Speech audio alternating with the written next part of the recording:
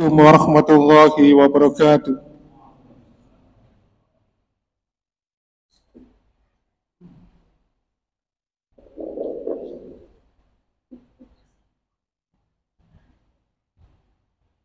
Allahu Akbar. Allahu Akbar. Allahu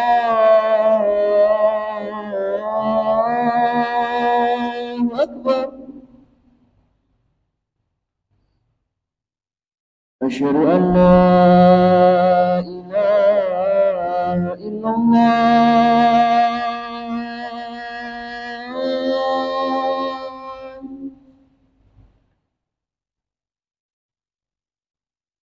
أشهد أن لا إله إلا الله.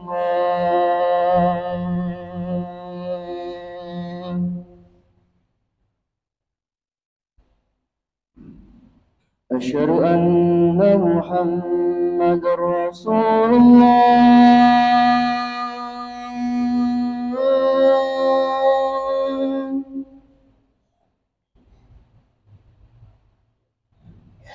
أشهد أن محمدا رسول الله.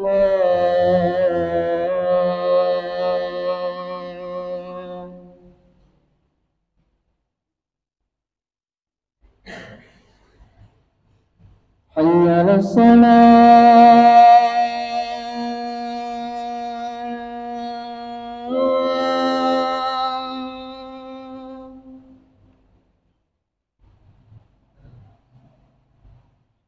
حي على الصلاة.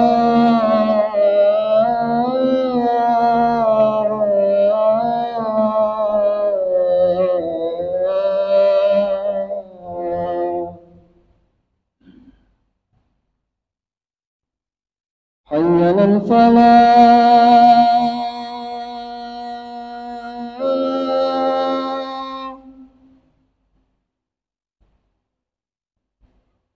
حي على الفلاح.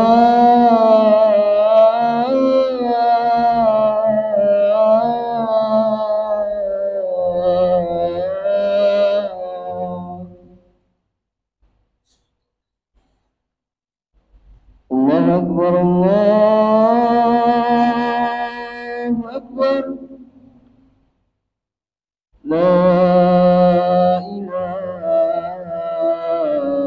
إلا الله.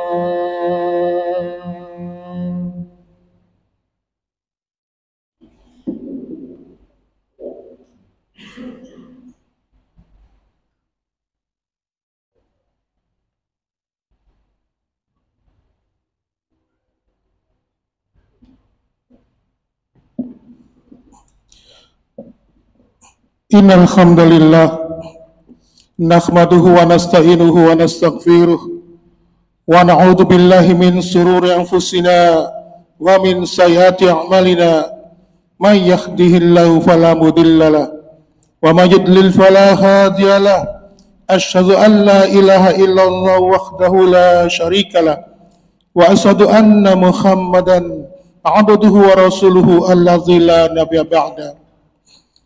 Allahumma salli wa sallim wa barik ala Muhammadin wa ala alihi wa ashabihi wa man tabi'ahum bi ihsanin ila yaumiddin. Fa ya ibadallah, usikum wa nafsi bi taqwallah faqad fazal muttaqun. Qala ta'ala fi kitabil karim, a'udzu billahi as-sami'il 'alim minas syaitonir rajim. Ya ayyuhalladzina amanu taqullaha haqqa tuqatih wa la tamutunna illa wa antum muslimun. Ma'asyiral muslimin wa zumratal mu'minin rahimakumullah. Marilah kita senantiasa bersyukur pada Allah Subhanahu wa taala yang memberikan kenikmatan kepada kita, sehingga dengan kenikmatan itu kita mampu dihadirkan oleh Allah dalam majelis yang mulia ini untuk melaksanakan kewajiban kita, yaitu melaksanakan ibadah salat Jumat yang dilakukan secara berjamaah. Sebagai bentuk rasa syukur itu, ma'asyiral muslimin, kita buktikan kepada Allah senantiasa kita jaga kualitas iman dan takwa kita. kita senantiasa menjaga kultur iman dan takwa kita setiap saat, setiap waktu, karena sesungguhnya Allah Subhanahu wa taala senantiasa mewasiatkan takwa ini kepada kita, sehingga Allah Subhanahu wa taala mensyariatkan setiap dilaksanakan khutbah, salat Id ataupun salat Jumat diawali dengan wasiat takwa, di mana sering disampaikan yaitu wasiat Allah kepada kita, yaitu surat Ali Imran ayat 102, di mana kita ini diperintahkan oleh Allah bertakwa hingga akhir kehidupan kita dalam keadaan istiqomah memeluk hidayah dari Allah Subhanahu wa taala. Ma'asyiral muslimin wa zumratal mu'minin rahimakumullah. Kalau kita membaca hadis Nabi Muhammad SAW, kita pasti tidak dapat menghitung jumlahnya, karena jumlah hadis itu jumlahnya jutaan. Jadi kita bisa membayangkan banyak sekali untayan kalimat-kalimat sabda dari Nabi Muhammad SAW yang disampaikan kepada kita. Tetapi yang menarik adalah ada seorang ulama yang masyhur, di mana beliau bernama Imam Ibnu Rajab Al-Hambali. Dalam kitabnya beliau menerangkan, di mana kitab itu berjudul Jami'ul Ulum wal Hikam.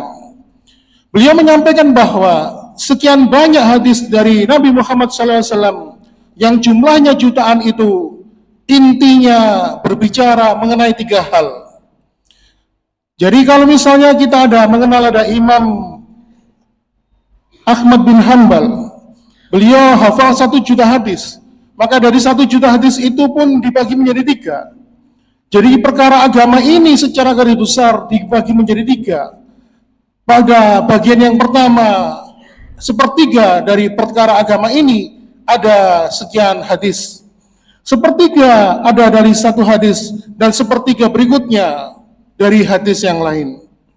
Misalnya hadis yang pertama tentang 1/3 perkara agama ini, yang pertama adalah ketika Umar bin Khattab menyampaikan kepada kita bahwasannya Rasulullah SAW menjaga agar kita ini senantiasa menjaga niat kita ikhlas kepada Allah Subhanahu wa taala. Kemudian 1/3 agama yang kedua diterangkan oleh Ibunda Aisyah dalam hadis yang disampaikan beliau, yaitu bagaimana kita ini tidak mengurangi dan tidak menambah ajaran baginda Nabi Muhammad SAW untuk ittiba Rasul. Dan 1/3 bagian agama yang lain diterangkan oleh seorang sahabat yang bernama Nu'man bin Bashir, di mana ketika Nu'man ini mendengar Rasulullah SAW bersabda, innal halala bayinun wa innal haramna bayinun wa bainahuma umurun mutasyabihat la ya'lamu katsiru minan nas. Yang jelas itu yang halal itu jelas, yang haram itu juga jelas, yang tidak jelas adalah perkara-perkara yang samar, yaitu yang syubhat, yang antara halal dan haram, di mana perkara ini banyak tidak diketahui oleh manusia. Ma'asyiral muslimin, rupanya hadis yang disampaikan oleh Nu'man bin Bashir ini, yang merupakan perkara yang ketiga dari agama ini, adalah berbicara tentang halal dan haram, baik yang bersumber dari makanan atau profesi dan pekerjaan kita. Oleh karena itu, ma'asyiral muslimin wa sumratal mu'minin rahimakumullah, ternyata kalau kita melihat dan kita mengamati dosa yang pertama kali dilakukan oleh anak manusia di muka bumi ini adalah berkaitan dengan makanan. Seperti kalau kita membaca kisah yang disampaikan oleh Allah di surat Al-A'raf mulai ayat 20 sampai 25, bagaimana setan itu menakut-nakuti Adam dan istrinya ketika dia dijadikan oleh Allah, diancam bukan sebagai penduduk yang kekal di alam surga. Sehingga akhirnya setan pun menggoda Adam dan istrinya untuk makan sebuah buah yang sejak awal sudah dilarang oleh Allah Subhanahu wa taala. Ketika Adam dan istrinya sudah masuk dalam bujuk rayuan setan, ketika mengambil buah itu, ketika menggigit, bayangkan ma'asyiral muslimin, hanya dengan menggigit buah itu, belum ditelan buah itu, maka Allah langsung memberikan hukuman, terusir dari surga, sehingga Adam dan istrinya diperintahkan oleh Allah hidup di muka bumi ini, hingga akhirnya mereka pun berdua menyesali perbuatan-perbuatan yang telah mereka lakukan. Sehingga ada sebuah doa yang cukup populer yang kita dengar, Rabbana zalamna anfusana wa ilam takfir lana la tarhamna lanakunanna minal khasirin. Inilah doa yang dilantunkan oleh Nabi Adam dan istrinya, buah penyesalan karena telah berbuat dosa kepada Allah Subhanahu wa taala dengan menerjang larangan-larangan dari Allah, dengan memakan buah yang sudah dilarang untuk dimakan. Tetapi karena godaan setan, akhirnya Adam dan istrinya pun tergelincir melakukan perbuatan itu. Inilah ma'asyiral muslimin, setan ketika menggoda Adam tidak mungkin menggoda dalam hal kesyirikan, karena Nabi Adam tidak mungkin melakukan kemusyrikan. Setan ketika menggoda Adam tidak menggoda untuk melakukan perbuatan zina. Setan ketika menggoda Adam tidak untuk melakukan perbuatan pembunuhan. Tetapi di sini setan melihat satu celah yang bisa dijadikan jalan untuk menyesatkan Adam dan anak keturunannya, yaitu menggoda mereka tentang makanan. Inilah ma'asyiral muslimin, maka kita perlu hati-hati suapan makan dan minum, atau mungkin pekerjaan kita. Apabila terkandung sesuatu yang subhat, bahkan yang haram, maka sungguh di hadapan Allah perkara itu mampu menjadikan kita terhalang mendapatkan kenikmatan yang kekal abadi dalam kehidupan akhirat kelak. Oleh karena itu, ma'asyiral muslimin, setan mengerti betul bagaimana kehidupan manusia sangat tergantung dengan proses rizki yang dia dapatkan dalam mencari karunia Allah di dalam muka bumi ini. Oleh karena itu, ma'asyiral muslimin, Rasulullah SAW sangat detail sekali ketika memperhatikan masalah makanan ini. Diceritakan dalam sebuah riwayat ketika ada dua orang cucunya yang sangat dikasihi dan disayangi, dan bahkan Rasulullah SAW menampakkan cinta begitu besar kepada kedua cucunya, yaitu Hasan dan Husain. Suatu ketika tanpa disadari, kedua cucu beliau ini, Hasan dan Husain ini pun masuk ke dalam kediaman rumah baginda Nabi, dan tanpa disadari salah satu cucu mereka yang bernama Husain memakan buah kurma. Tetapi masalahnya adalah buah kurma yang diambil adalah kurma dari hasil zakat. Seperti kita ketahui, Rasulullah dan keluarganya dilarang oleh Allah untuk makan harta dari harta zakat. Mengetahui hal itu, akhirnya apa?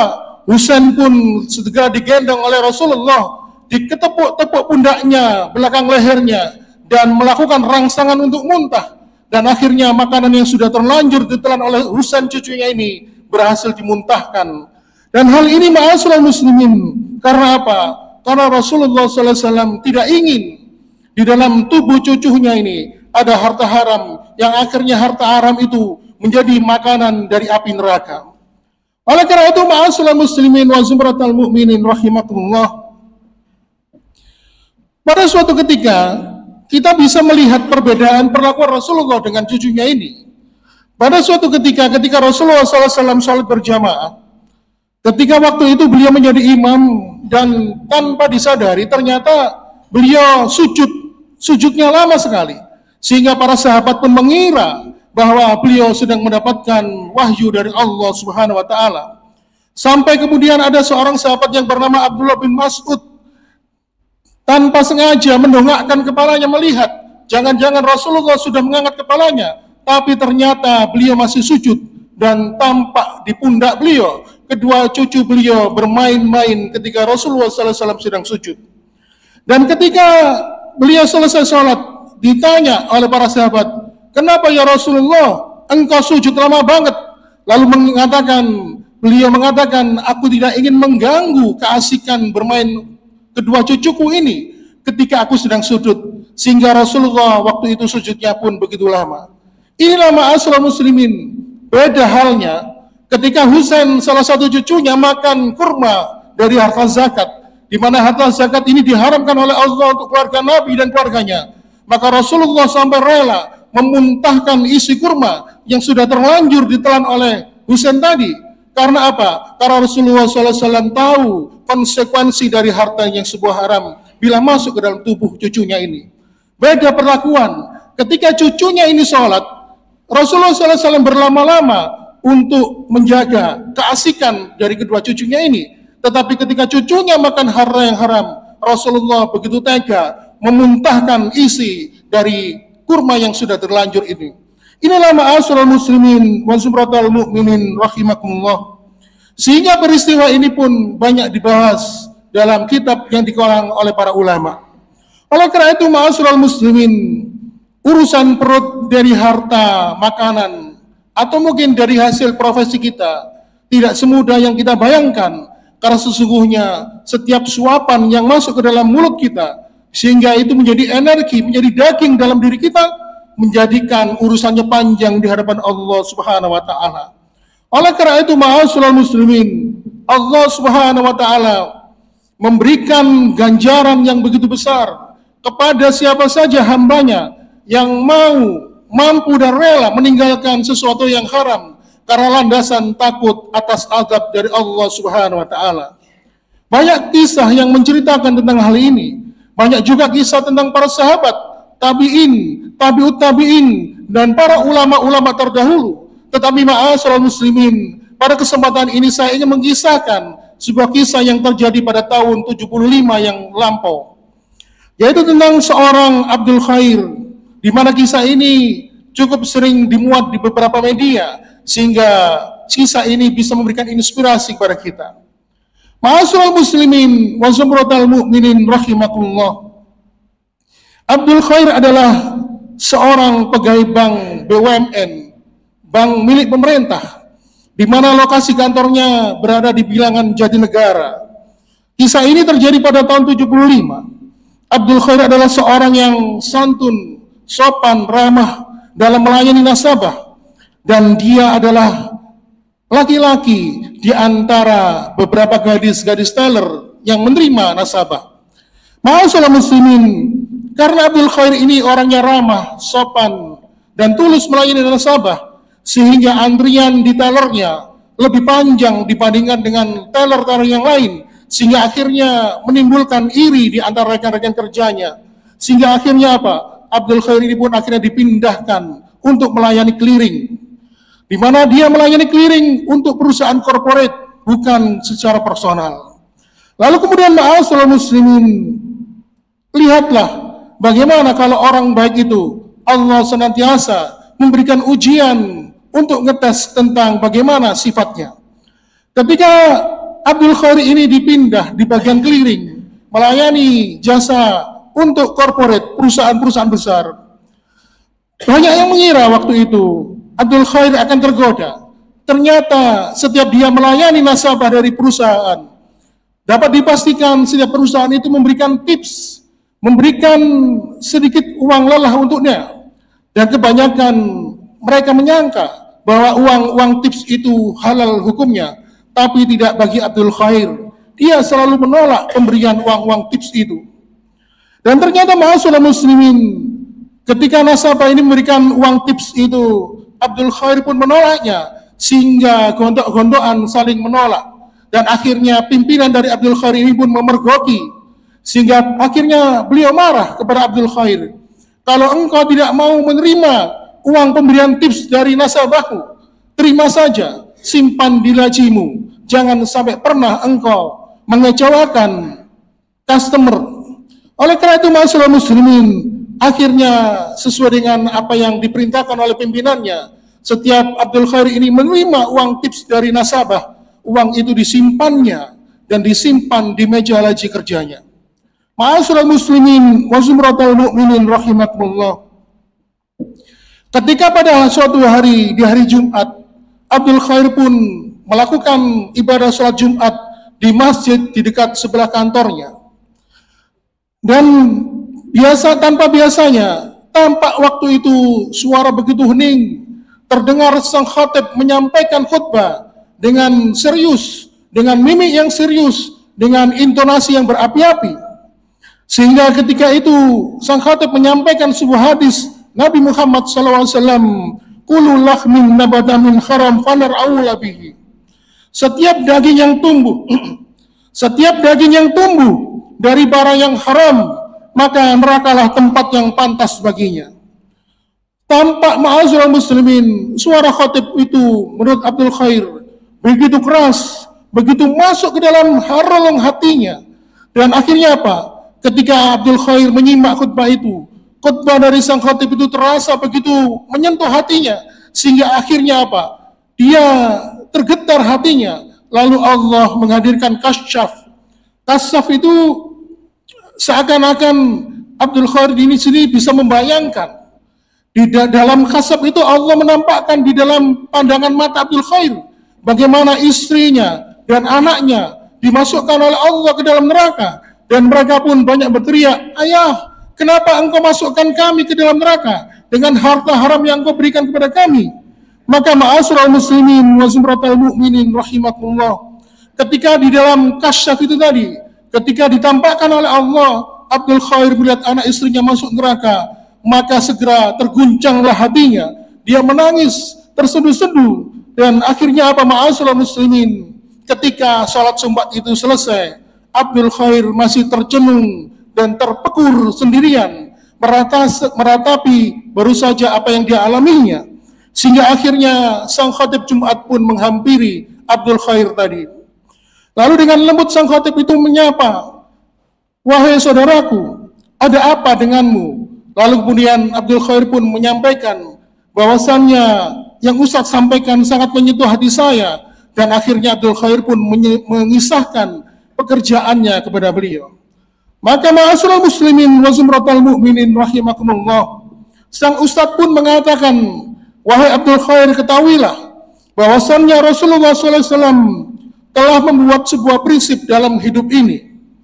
Bahwasannya Rasulullah bersabda, dak mayuribuka ila ma la yuribuka. Tinggalkanlah segala perkara, segala urusan yang membuat hatimu ragu kepada perkara yang membuat hatimu menjadi tenang dan mantap." Akhirnya ma'asyiral muslimin, setelah menyimpulkan pendapat dari sang khatib tadi, Abdul Khair akhirnya datang kembali ke kantornya, dan dengan dia mantap mengambil keputusan, dia mengajukan resign, pengunduran dirinya. Ma'asyiral muslimin wa zumratal mu'minin rahimakumullah, selang beberapa bulan kemudian Abdul Khair pun tanpa pekerjaan luntang-luntung ke sana kemari, sehingga dia tidak dapat memberikan nafkah untuk keluarganya. Tetapi Allah berjanji kepada siapapun, bagi siapapun yang mampu meninggalkan perkara-perkara yang haram karena takut kepada Allah Subhanahu wa taala, pasti Allah akan memberikan jalan keluar, memberikan kebahagiaan kepada Abdul Khair. Oleh karena itu ma'asyiral muslimin, tidak lama kemudian Abdul Khair pun dikisahkan dalam kisah itu, dia bekerja di sebuah perusahaan ekspedisi laut, di mana perusahaan itu mengoperasikan 7 kapal charter untuk melayani angkutan barang domestik. Dan ternyata ma'asyiral muslimin, 3 di antaranya adalah kapal itu milik Abdul Khair sendiri. Dan singkat cerita ma'asyiral muslimin, akhirnya Allah pun memberikan kebahagiaan kepada Abdul Khair sekeluarga, sehingga pada tahun 83 dikisahkan Abdul Khair pun menunaikan ibadah haji berserta keluarganya.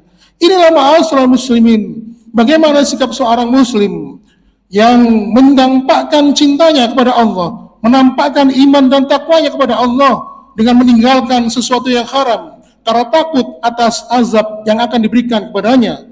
Dan Allah pun menjanjikan kepada kita, barang siapa yang mampu meninggalkan sesuatu yang haram karena Allah, pasti Allah akan memberikan karunia yang lebih luas kepada mereka yang senantiasa menjaga dirinya dari perkara yang syubhat, bahkan perkara-perkara yang haram.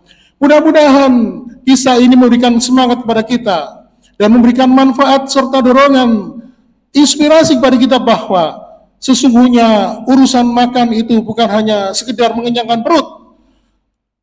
Urusan profesi bekerja itu bukan hanya untuk memenuhi kebutuhan keluarga, menyambung nafkah, tetapi sesungguhnya di balik itu semua adalah wujud iman dan takwa kita kepada Allah, di mana perkara itu mampu menjadi, perkara itu nanti akan dipertanggungjawabkan di hadapan Allah Subhanahu wa taala.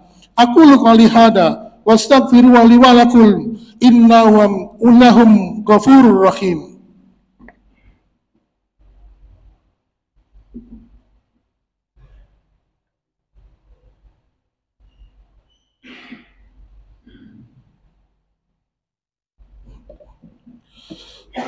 Alhamdulillah hamdan katsiran thayyiban mubarakan fi kama yuhibbu rabbuna wa yarda. Asyhadu an la ilaha illallah wahdahu la syarika lah wa asyhadu anna Muhammadan abduhu wa rasuluhu allazi la nabiyya ba'da. Allahumma shalli wa sallim wa barik ala Muhammadin wa ala alihi wa ashabihi wa man tabi'ahum bi ihsan ila yaumiddin. Fa ya ibadallah, usikum wa nafsi bi taqwallah faqad fazal muttaqun. Qala ta'ala fi kitabil karim, a'udzu billahi samiil alim minas syaitonir rajim min hamzihi wa nafthihi wa nafsihi. Ya ayyuhalladzina amanu taqullaha haqqa tuqatih wa la tamutunna illa wa antum muslimun. Ma'asyiral muslimin wa zumratal mu'minin rahimakumullah.